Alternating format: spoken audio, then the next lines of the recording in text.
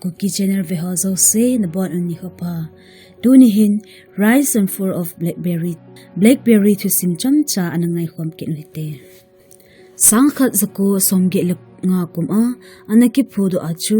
rim kiti research in motion tia anaki he ahin khonunga Blackberry tia amin hu kikhel hi Canada gama engineering student Lazaridis le Douglas Freign in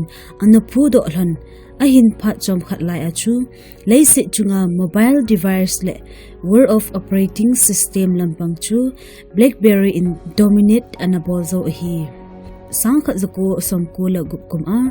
rim 900 model launch anabol uwa chu leiset chunga Blackberry choi tapo chun anakilit sa pile un hi ichwe rim 900 akon achu message le receive free a anakithot thei a receive jong anakibol thei hi hichi free message le receive ki bol theina features je achu leiset chunga anamin thang mama zing ahin rim 900 je a Blackberry company share chu dollar zakhat somkhat langa million record zong anapha zo hi phat masalaya chu khatla khat ke homa theina ana sun chu email message bo anahi ahin hichina dinga chu internet le computer ngai te si hi hitabang khanglai ta Blackberry in rim 900 launch ahin sema message ki thot theile receive jong ki bol thei chule internet jong connect ki bol thei ki achung chon a pocket na ki pu thei hi ki nalai leiset chunga businessman hole milal ho dia chu anaki zanma ma sing ahin Tizi achu rim 900 mother chu chubang a anamin thang mama ahi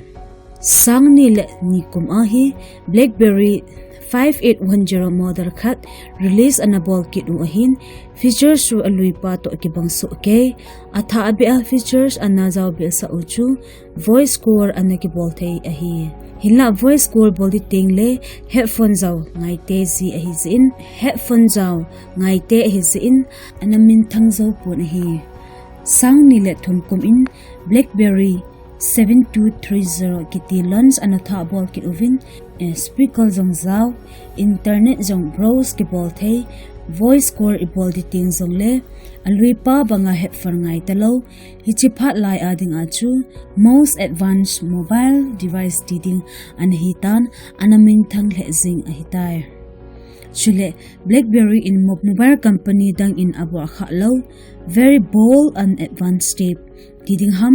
anabol uchu mobile device tha launch abol diuting advertising campaign kiti khat anabol ziwa businessman ho 30 days free trial dinga anapi zu hi 30 days aman cha azo nunga hichi mobile device chu adaina a ahile akichu apaiding hinla adai lo a ahi zongle anu pe theina lai hi hichan ge achu confident anani u hi chule Blackberry anamin thana trademark khat chu ahile security le protection ji anahi kit hi leiset chunga VIPs le big businessmen zausin hichi security le protection ja mobile dangsa nga anadai hanjo u hi government organization le security services tenjong employees ho mandinga Blackberry bo anapal u ahin hichi Blackberry anamin thanna security protection level chu software encryption like hardware encryption kiti ki home anaman u ahin hichi Blackberry 10 aman unique encryption ji asu vanway leiset chunga financial banking sector hihan security lampang hizongle Blackberry device chu prefer anabol zo u anadai zo u ahi anadai uwa anabol zing u ahi military lam a kiloi khom na lempin NATO Zeng inzo amho feel ezen ho mandinga Blackberry OS bo authorized anabol u ahin phat khat lai chu US president injong mobile phone la Blackberry bo amandia anaki phol ahi Barack Obama de chun akong a anaki pu zi ahin Blackberry choi ki tipo chun nizo sin anamu sangzing a ahi competitors company Samsung Ampere Windows Phone tampi ana umwang ang sang ni kom a dollar zakhat million company revenue anahi chu sang ni le somla khat kuma chu dollar somla ko billion ana pha zo hi Ahile chubanga ana minthang businessman hole mili milal hon anangai sangpen BlackBerry chu hoilange a iti hitam. Dang Fall of Blackberry company hi Nokia company te luto kibang tim tiding ahin. Asei tampi unzong lehet the pendia chu BlackBerry 10 mobile kiti hi entertainment le productivity kikhel mizo si manthe hilo million milang businessman hole security purposes bawa ki mga ahitya anagel uchu amoho down for kipat na masapen hi ahi chule amoho gel achu mobile device le word of operating system adinga amin thangpen akihin koiham aite zoding tia users BlackBerry manghon design le screen alien a upgrading tia suggest anabol uzongla nom lo a amaho keyboard le safety security bo thupya nagel u ahin hichi ho chun BlackBerry ahin lu sa ti ding a hitai sangni le somna thumkum a World of Mobile Company hodia competition nasa taong pan ahitan huwe crisis to akiba na tampi ahi Samsung le Apple in apart le train dungzui a mizo si manthe ding a mobile device ahin simpan hon ahitan ahibanga BlackBerry chu koiman BlackBerry tabang mobile safe le secure simdo umponte dia brand le customers loyalty kilisa pita ki umnup siya na lai uahi hitya kilisa taan ka ovahi mobile company tampi hung peng do a mobile hoita chu ahin sim do ole kumkhat ka chu BlackBerry company chu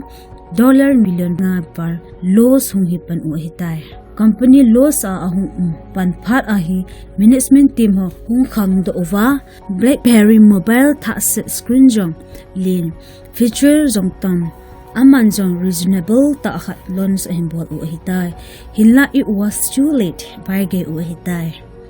Samsung in Note 4 Apple in iPhone 5s HTC in 1 chole LG zing in zong V2 mobile lons anabol u hitan masanga BlackBerry phone anamang tampi chu